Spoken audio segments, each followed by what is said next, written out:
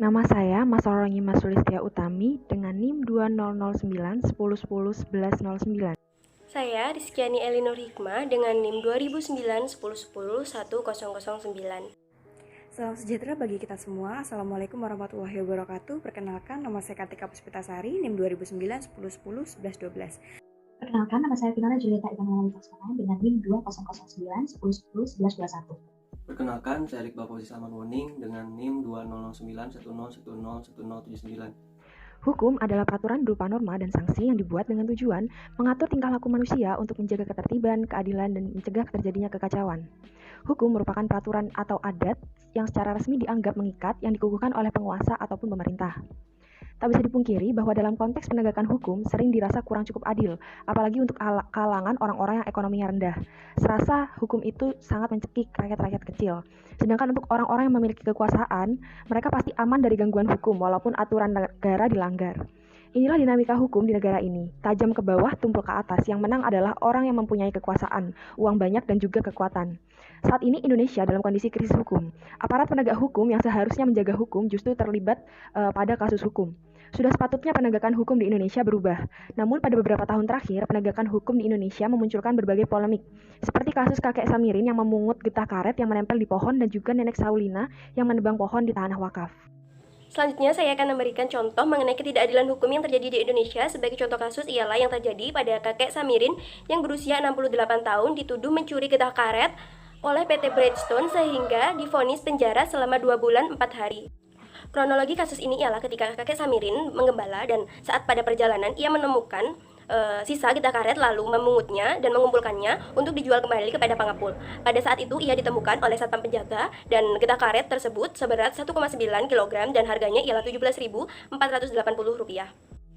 Pada kasus ini kakek Samirin divonis menggunakan Undang-Undang tentang Perkebunan pada pasal 107 nomor 39 tahun 2019 yang bunyinya ialah memungut secara tidak sah atau memanen hasil perkebunan. Padahal seharusnya pada kasus pencurian ialah menggunakan Undang-Undang KUHP tentang pencurian.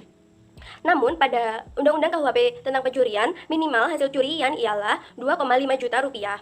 Sehingga pada kasus ini digunakan Undang-Undang tentang Perkebunan. Padahal pada kasus ini bisa menggunakan jalan damai yaitu surat keterangan perjanjian untuk tidak mengulangi hal tersebut kembali. Namun PT Bridgestone malah menggunakan jalur hukum untuk membuat pelaku jera.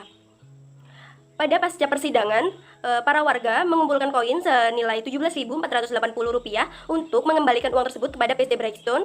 Hal ini merupakan sebuah kritik atau protes dari masyarakat akan ketidakadilan hukum yang dijalankan. Jika saja hukum yang berlaku di Indonesia menggunakan sedikit saja hati nurani, maka kejadian seperti yang menimpa kakek Samirin ini tidak akan terjadi. Karena menurut saya, jika hukum menggunakan sedikit saja hati nurani, maka keadilan itu akan terwujud. Kali ini saya akan membahas kasus mengenai Nenek Saulina. Ya, Saulina. Kasus Nenek Saulina ini sudah tidak terdengar asing ya di telinga kita karena kasus ini terjadi pada tahun 2018. Nenek yang berumur 92 tahun ini divonis penjara karena telah melakukan penebangan pohon di sebuah tanah wakaf di Desa Panamean, Sumatera Barat. Awal mulanya Nenek Saulina dan ke-6 anaknya ingin memperbaiki kuburan leluhurnya di tanah wakaf tersebut. Karena dirasa pohon durian dan pohon kopi yang ada di tanah wakaf tersebut di sekitar kuburan leluhurnya mengganggu, maka Nenek Saulina berinisiatif untuk menebang pohon tersebut. Namun sebelum melakukan penebangan, tentunya Nenek Saulina telah melakukan atau meminta izin kepada pemilik tanah wakaf. Setelah adanya perbaikan, salah satu keluarga dari pemilik ahli waris tanah wakaf tersebut, Jaya Pasitorus, melaporkan Nenek Saulina dan ke-6 orang anaknya ke kantor polisi atas perusakan tanaman. Vonis penjara 1 bulan 14 hari bagi Nenek Saulina dan 4 bulan 10 hari bagi ke-6 anaknya membuat Nenek Saulina sedih dan meminta adanya peringanan hukuman. Sebelum itu, Jaya Pasitorus meminta 100 juta karena telah merusak pohon durian yang telah ia tanam. Tentunya, kasus Nenek Saulina ini bukan merupakan satu-satunya kasus yang mengalami banyak kejanggalan ketidakadilannya hukum. Jika dibandingkan dengan kasus korupsi yang memakan uang negara sebesar triliunan, mereka masih bisa mendapatkan keringanan hukuman dan fasilitas penjara yang bisa dikatakan masih mewah. Hal ini tentunya berbanding terbalik atas kasus yang menimpa kepada Nenek Saulina dan keluarganya. Sekian penjelasan dari saya, kurang lebihnya mohon maaf, terima kasih. Pada kali ini kelompok kami akan membahas mengenai adil atau tidaknya penegakan hukum di Indonesia. Bagian saya ialah membahas apakah permasalahan utama di dalam penegakan hukum di Indonesia. Yang pertama adalah kualitas moral dari para penegak hukum yang bertugas di Indonesia. Para penegak hukum merupakan golongan yang merupakan golongan panutan bagi masyarakat yang pantas untuk dicontoh perilakunya dan tuturkannya. Maka dengan lemahnya mentalitas aparat penegak hukum yang disebabkan oleh dangkalnya pemahaman akan agama, ekonomi, ataupun proses rekrutmen yang tidak transparan sejak awal dapat menjadi penyebab utama para oknum tersebut berperilaku seperti apa yang mereka lakukan.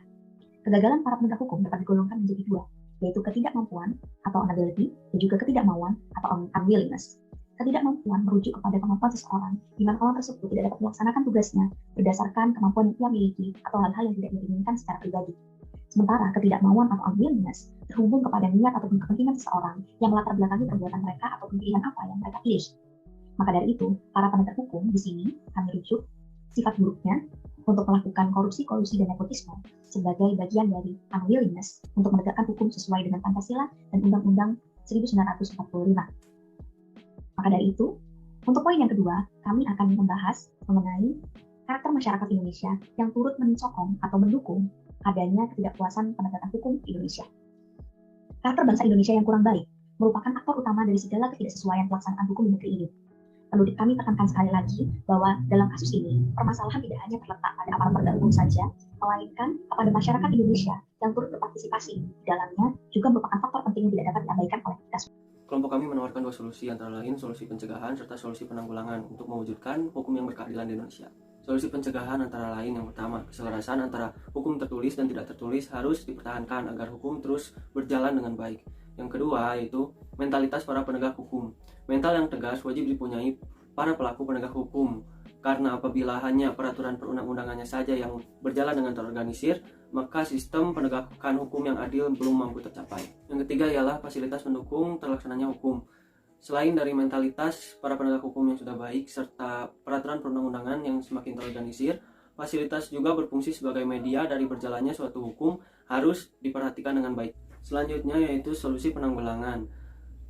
Melek hukum atau kesadaran hukum dari pihak masyarakat perlu dicapai juga. Salah satu caranya yaitu melalui sosialisasi yang diadakan oleh para hukum terpercaya, sehingga berjalannya hukum di pihak masyarakat maupun di pihak penegak hukum akan berjalan secara adil dan benar. Demikian beberapa jawaban dari kelompok kami. Kurang lebihnya terima kasih. Wassalamualaikum warahmatullahi wabarakatuh.